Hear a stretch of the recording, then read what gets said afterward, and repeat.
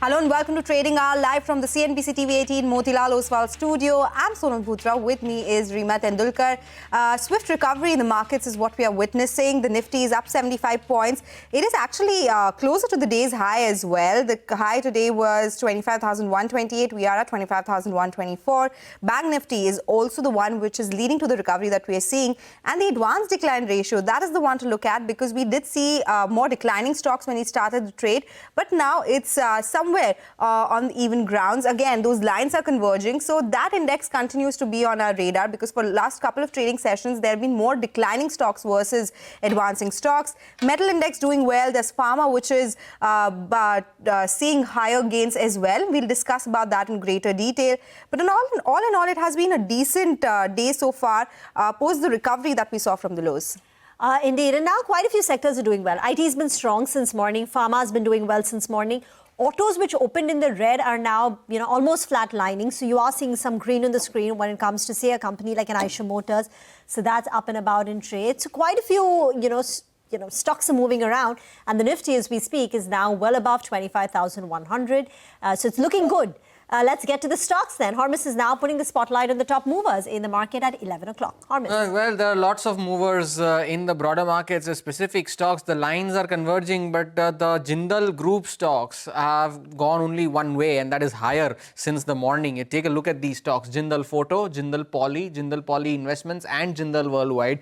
All of them trading with gains, firstly trading with double-digit gains, and then trading with gains of anywhere between 12% to as high as 20%. Now, take a look at the volumes as well. These are not stocks that are very frequently or commonly traded. Take a look at Jindal Photo. You'll see it's only 74,000 shares, but take a look at the 20-day average. It's only 1,200 shares. Jindal Poly, the 20-day average of 18,000 shares, we've already had 9.5 lakh shares traded in the first 2 hours of the trading session.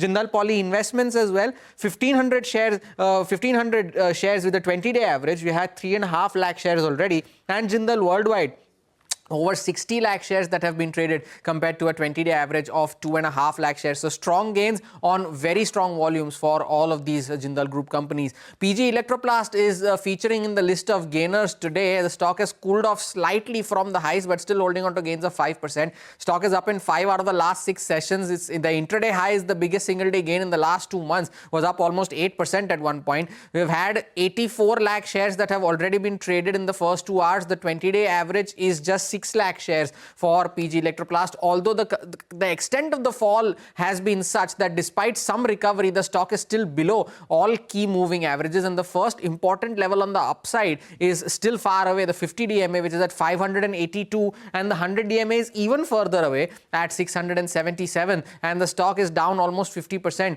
already so far this year. And the last one on the list today is Garud Construction and Engineering, and this stock is reacting to an order win that it received last evening. The biggest single day gain that the stock has had since November of last year. Volumes are already at the highest level in 2 months.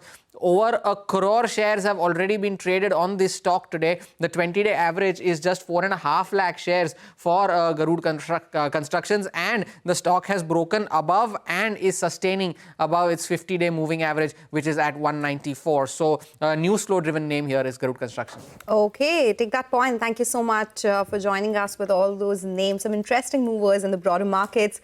Let's talk about Prestige Estates now. That stock is buzzing in trade on the back of a good and strong quarter to update. The stock has come off from the highs, but it doesn't take away the fact that the sales saw strong growth, up 50% on a YY basis in the quarter gone by.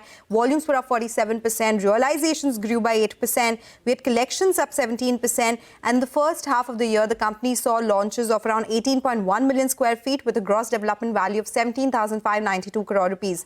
In their office segment, they say the occupancy remained healthy at 93.42%. They are looking at exit rentals at 820 crore rupees.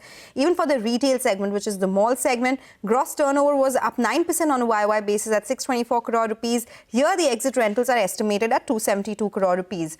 If we talk about the residential sales so far in the real estate universe and talk about how it compares with other companies, the likes of Keystone, Lodha and Sobha. The others, Keystone and Lodha, have seen high single-digit growth. Sobha has seen a decline. This is the sales value that I'm talking about. And this is the time when Prestige Estates has seen a 50% growth. It has seen seen highest ever sales as well in the last fiscal in the real estate universe. So it continues to build on to that. We'll see what happens during the end of fiscal year. But yes, the comparison shows how Prestige Estates has been seeing strong growth versus the peers now. And I think I saw one brokerage note that said that the company in the first half has achieved 70% of its full year target. Yes. I think they gave a band, but they've achieved 70% if you look at the midpoint of it. Yes. That's been the case with Prestige mostly the last few fiscals as well. And most of the sales have come in also from existing inventory. So that says a lot about how they're not dependent on new launches. Got that. Well explained. Thank you very much for that. We will slip into a very short break on that note. We'll come back with more. Stay tuned.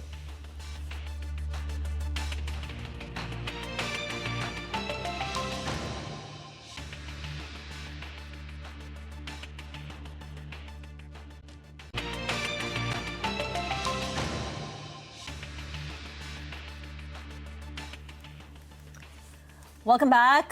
You can see some important flashes on your screen that we've learned about PB Fintech likely to roll back some of the commission cuts. So renegotiations are on. This is a CNBC-TV18 exclusive. And Yash showing with what he's learned from his sources. Yash. Well, it was just last week at the start of this week when letters had been sent from insurance companies to all distributors, including PB Fintech, intimating a cut in commission of as much as 18%.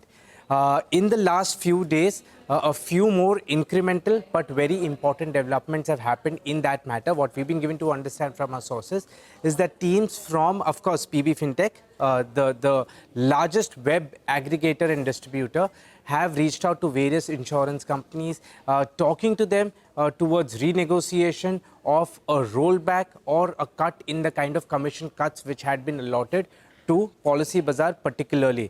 The message from Policybazaar to insurers is that if commissions are cut or or reduced, then it could lead to a transfer of business towards companies which pay higher commissions or which do not cut commissions as far as sale of insurance policies are concerned. On the other side, we've been given to understand that insurance companies internally are also thinking about either entirely rolling back the commission cut to Policybazaar or reducing it partially. Reducing the cut partially is what we've been given to understand. These insurance companies, teams from insurance companies are also meeting teams from PB Fintech to renegotiate the commission cuts. And what we've been given to understand is that any rollback, entire or partial, in terms of commission cuts to Policybazaar may be led by non-bank insurance, because the dependence on web aggregators by non-bank insurance is naturally much higher as compared to banking insurance. But at this point of time, important update in the sense that commission cuts which are allotted to distributors and particularly PB Fintech being renegotiated with PB Fintech, and some development expected with respect to either reduction in those cuts or a complete rollback from case by case as far as insurance companies are concerned. Okay, all right. Thank you so much, Yash, for joining us with all those details. So that's an important story that we are tracking. Let's move on. We've been talking about the rise in gold prices. ICRA in its latest report says that organized gold loans are expected to reach the 15 trillion mark. This is by March 2026 itself. AM Karthik, who's the Senior Vice President and Co-Group Head Financial Sector Ratings, ICRA, is joining us now to take a few questions and understand what the outlook would be going forward as well. Thank you so much for joining us, Mr. Karthik. Everyone is just talking about the rise that we're seeing in gold prices. What is your take? Gold has already rallied 40% this year, and we've already seen rise in gold loans as well on the back of that. Is it fair to assume that this momentum will continue? What kind of growth are you looking at in this fiscal and the next one as well? Good morning. Gold prices have been on the rise, and that's been the key reason for the gold loan growth, especially in the last 2 financial years.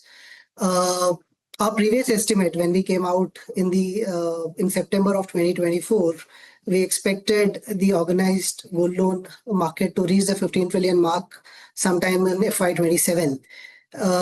We see that happening in this financial year itself, a year ahead of what we had previously anticipated. A key reason is the gold prices hike. We expect the growth rates to remain very strong. We would see that We ended the last financial year about 12 lakh crore, close to about 12 lakh crore kind of an AUM, the organized gold loan market. When we say the organized gold loan market, it's essentially contributed by banks and the NBFCs. Banks account for the major share. And both these participants in this segment are likely to see a very strong growth. And overall, they will hit a 15 trillion mark this year and an 18 trillion mark next financial year. So that's our outlook on the sector gold loan space. Yeah. Hi, morning. What if gold prices correct from here on? Or they stop, just throwing out that scenario and laying it out in front of you, Karthik. Then is there a risk that, some asset quality concerns come to the fore because of the kind of rush that we've seen towards gold loans?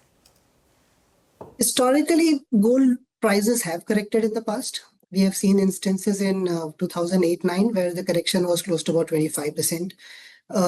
We saw close to a 20% correction in 12-13 and close to about 15% correction very recently. That was in 22-23. So gold price correction is something that is a risk. But most of these entities do work with a very, very comfortable LTV, which is a loan to value. And this is typically about 65-66%. And it's not changed significantly over the last many years, notwithstanding the gold price increase. So even if there is a correction, the recovery would be good enough. We would not, maybe the headline numbers could go up, but the ultimate credit losses for these players in the gold loan space will not be very high. Got it. Karthik, is the average loan ticket size increasing? If there are any numbers to that, because maybe the volumes are higher, or it's what is it driven by? If we talk about the tonnage, the growth is just 1.7%, right? Is it also seen in the ticket size becoming bigger? Absolutely. So we have not seen a tonnage growth. We have assessed, the NBFC space for this, and we have looked at the top 4-5 players. And it's a very concentrated business at this point in time. Close to about 80% of the NBFC AUM is contributed by 4 large players. And an assessment of these players indicates that, the tonnage growth has been quite low, which means that the price or the average ticket size have literally doubled between 2021 to 2025. And apart from ticket size, we also see that the number of loans that the borrowers take have also gone up. So currently there are about 1.5 loan per borrower, and per borrower, outstanding is close to about 1.5 lakh, which was close to about 70,000 maybe 4-5 years ago. But what does that tell you about underlying consumer loans? So you're saying that one borrower has taken 1.5 times loans, gold loans against that same holding, right? Because the tonnage has also come down. So, in a way, it appears that borrowers on the same gold that they own are taking larger loans. What does that indicate, going ahead? They are eligible for a larger loan because they're eligible for a larger loan given the value of the gold now. Correct. So the number of borrowers have also not gone up significantly. It's been a mid-single digit kind of a growth in the number of borrowers. So what you're saying is right. It's essentially the borrowers are taking more loans against the gold that they hold, the same holding. This again is stemming from the fact that other sources of funding for this target borrower segment, the unsecured loans, the microfinance loan, all these have been on a slowdown phase for at least the last 12-18 months. So that's also fueling the movement towards gold loans, which is easier to access and get, because you're just pledging the gold and the assessment is to that extent very low, which entities do at this point in time. It's significantly backed by the underlying collateral which the borrower brings to the table. Take that point, Karthik. Thank you so much for joining us with your insights. So that's what the expert insights are when it comes to gold loans and disbursals as well there. In fact, earlier today, we spoke with 2 experts from the jewelry space. Let's listen into what they had to say on demand and volume trends as well. We are feeling the higher price of the gold price from last 6 months. Even today, the gold price has been a record selling price around 11,380 rupees per gram for 22 karat jewelry. Last quarter, we have been recorded at 20% higher in the sales. So coming month is the Dhanteras and Diwali season, which Indian customers always buy jewelry, and it's a sentiment that every Indian household buy jewelry not only as a style statement, even as the investment they buy. So we are seeing a good sentiment to buy more jewelry in coming Diwali days. The pent-up demand, which the customers had not been buying for some time, has started now. There is panic buying also happening. There is festive season buying happening. There is also a sentimental fear which has gone into the customer. That buying is also happening. So fundamentals are all kept aside, and it's all now sentimental. And then that is this kind of buying pressure we've not been seeing for some time now. Investment bars are also been now in good demand, which is not normally, it takes the back seat in India as compared to any other country. But now you can see the investment bars also performing well. Well, that is interesting, where the management was saying that this time the demand for gold, Sonal, was not only driven by festive season, consumer demand buying for the weddings, etc. It's also as investment. Yeah. So they couldn't articulate a number that what percentage constitute, but he did say that, when we spoke to the people and tried to get the end use, a lot of it is also driven by institutions and people from an investment point of view. So they too clearly are getting into the gold rush. Get into a break. On the other side, market technicals lined up with Nagaraj Shetty of HDFC Securities. Stay tuned.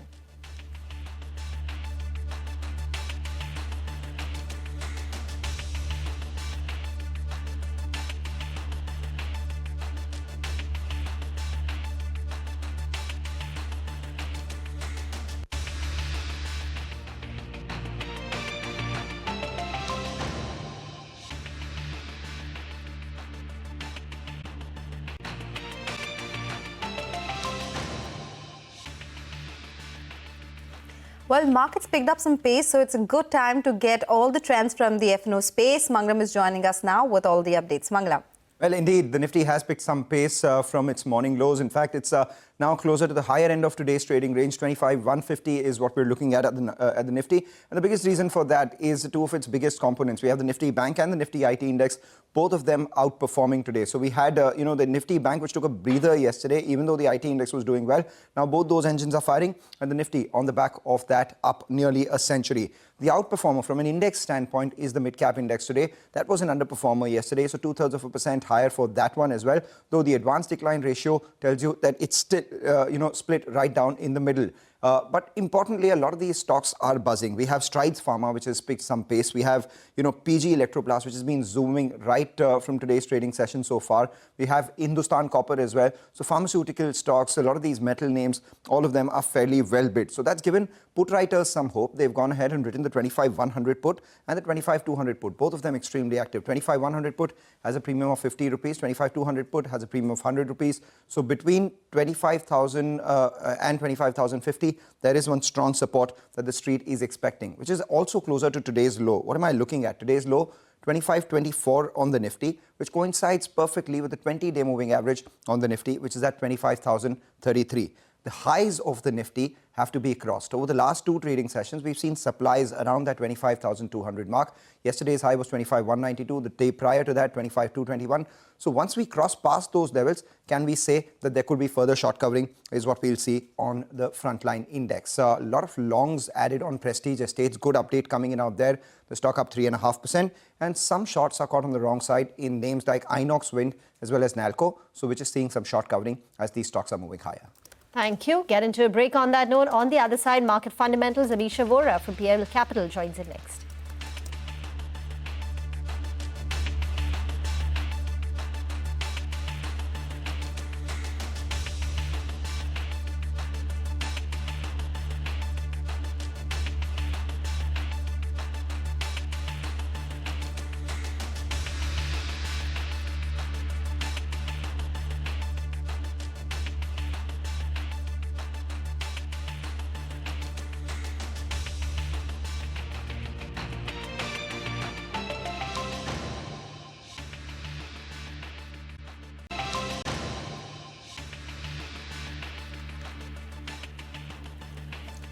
Welcome back. The Nifty is now at 25,150. Mid-caps are doing well. In fact, even better, nearly 400 points in the mid-cap index. Bluestone Jewelers, it had a very strong run over the last couple of days. Volumes were on the higher side. It opened in the red, but now is back in the green. You can see strength in Hindustan Zinc, Vedanta, so lots of metals on the buyers list. Add Nalco to that. Nalco is up nearly about 3.5%. Swiggy is seeing some buying. Inox Wind. In the pharmaceutical names, Aurobindo Pharma catches your attention, 4.5% up, good volumes as well. So the screen is alive when you look at the mid-cap index, and large caps too, moving along quite nicely. Amisha Vora from PL Capital is now joining in to talk about markets. Amisha, lots of quarterly updates have come through from the banking side, consumer, real estate. I mean, what's your expectations going into the Q2 earnings season? Should one, be fully invested? If yes, in what? As we anticipate the numbers to trickle in? I think, Q2 is at such a beautiful juncture where the numbers for Q2 maybe not as good because we are factoring GST confusion rather than GST positive impact. We are capturing monsoon rather than post-monsoon good impact. But at the same time, I feel that the Q2 numbers will provide a good base and the commentary will be the one which markets will watch out for as to how the ensuing quarters are looking post the GST cut. So I think Q2 numbers should be seen from that reference. Yes, management commentary, because a lot of changes happened in Q2 itself. Amisha, in that case, you're talking about management commentary. Of course, a lot of market moves would depend on that. But what are some other risks that markets would be factoring in, or what are some of the triggers that markets are watching out for apart from earnings? I would say that from risk perspective, a lot has really happened both globally, on geopolitical, on tariff, and particularly on tariff beyond everybody's imagination. Domestically also, if you ask me, a little bit of monsoon here and there really disturbs. So a lot has happened in terms of risk. From here on, because I always believe that tariff cannot be permanent, but GST cut is permanent. And that will trigger a demand recovery. And that is what I think will be looked at. The best part would be that while that is happening, that GST-led consumption demand, just before that, both markets and credit growth has been very steady or stagnant. If you see, our credit growth has been, I think, lowest in last 12 months, in last 10 years. So that means there is no bubble, there is no inflationary impact getting captured. And from that base, when we start, the recovery will be really lasting, is what I feel. I like the line, Amisha, that tariffs are temporary, but GST cuts are permanent. And that perhaps should dictate the way one looks at constructing their portfolio. In fact, we chatted with Siddharth, I think exactly a month back, and he was saying that at PL Capital, that you all have turned a little more aggressive or bullish on the equity markets. You all had a defensive strategy. Now it's moderately aggressive, and you all have been deploying a lot of cash. So tell us, incremental cash in the last 1 month, where have you allocated it to? So we took very large positions in metals.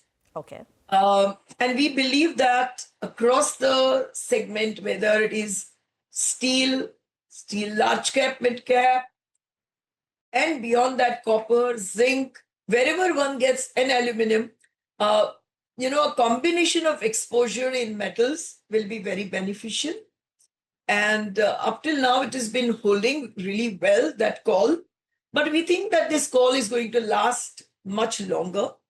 The second position that we think could be really good way to capture the recovery will be banks and NBFC, specifically as we see the credit growth consumption picking up, so will the credit growth also. And that's where particularly NBFCs, which are in consumer-driven NBFCs, could do really well. And the third spot, coming down to consumption itself, there will be many places where the consumption impact will be felt in terms of companies. Some of the companies which we like really a lot were 18 to 5% GST, places like Britannia. We think that last 3 years' growth and next 3 years' growth will be starkly different. So there are pockets where we think that there could be a lot of action. Are you seeing more comfort come by in large caps versus mid caps and small caps, Amisha? No, because market had been so stagnant for a while. And if you see even banking, NBFCs, 6 to 8 months have been pretty stagnant position. So that's why the first focus we think is large cap. But yes, there are select pockets of mid caps that we really like. We continue to like our defense position, even though it has moved up, stocks like HEL. We like our energy and transmission position, Voltam. So there are hospital space we've been very bullish on, and we continue to maintain that stance. We selectively change sometimes the names, but the space we continue to like. So yes, mid caps also are continuing. Amisha, tell us a little bit more about this aggressive bet on metals, because it's not just a tactical allocation. You're saying it's a little structural. So what are the top 2-3 reasons why you like metals? We will have to take a little domestic view. That domestically, now the protection is there for 3 years. B, the domestic growth is really good in metal consumption.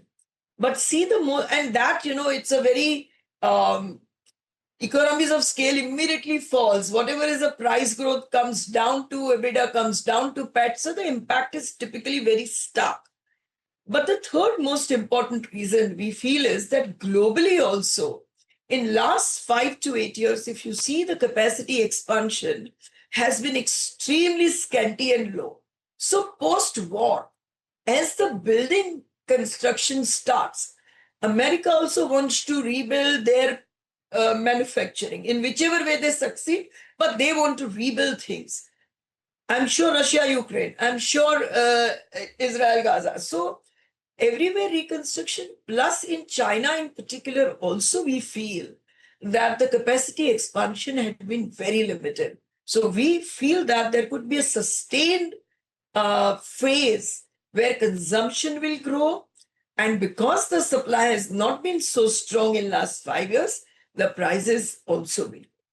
All right, Amisha, always a pleasure speaking with you. Thank you so much for joining us today with your thoughts. The sectors you're bullish on and overall market call as well. With that, we'll do one thing. We'll slip into a short break. When we come back, we'll get you more on the markets on the other side. And we'll also talk about the big story of the day, that is the pharma sector. Stay tuned for that.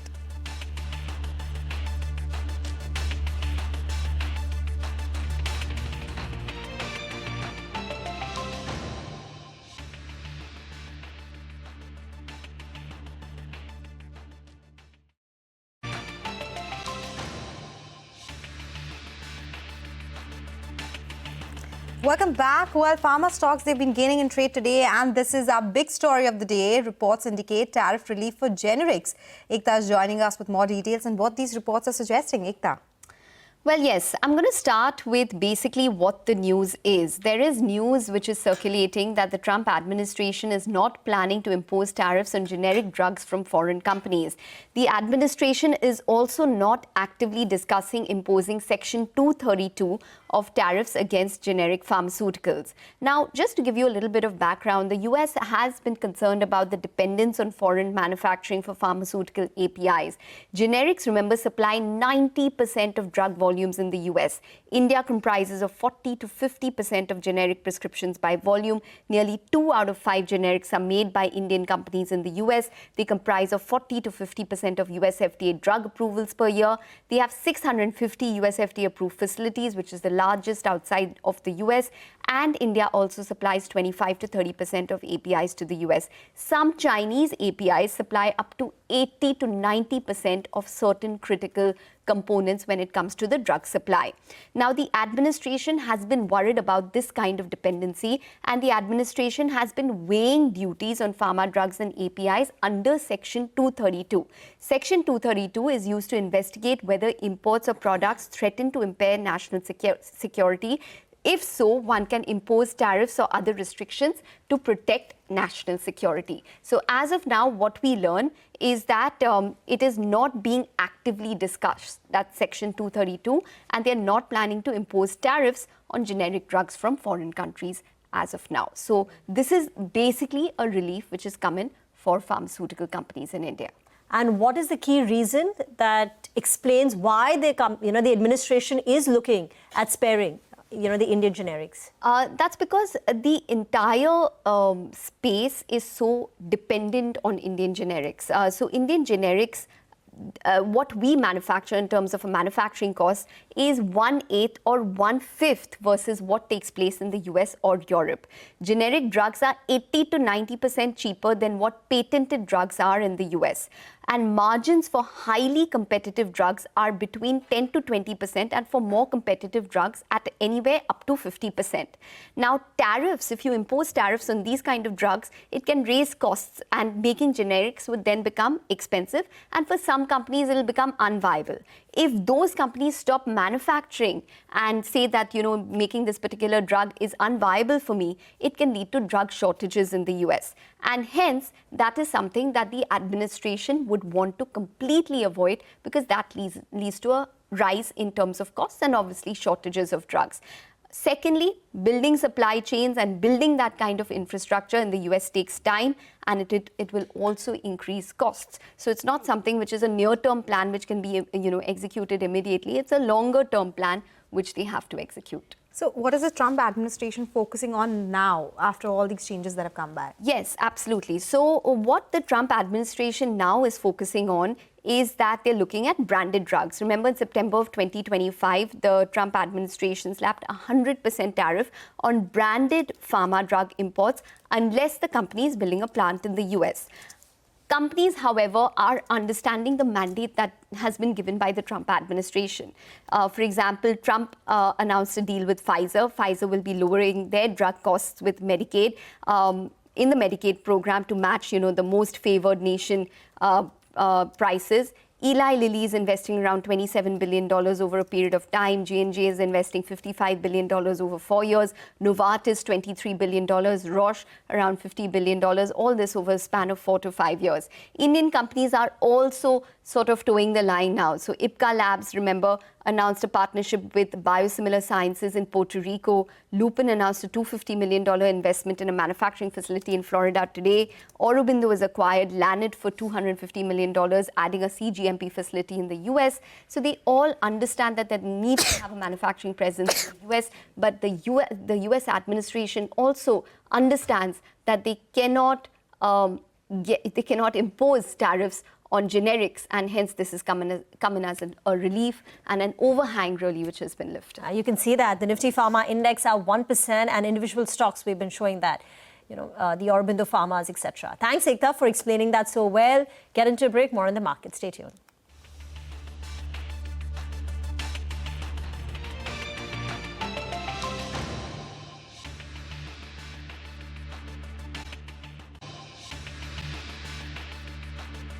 Welcome back. We have come off from the highs of the day. The Nifty is below 25,150 mark. It's a 100-point uptick, but yes, some of these consumer names, they are leading to some pressure from the top. So we have Asian Paints, ITC, Tata Consumer, all at the day's low.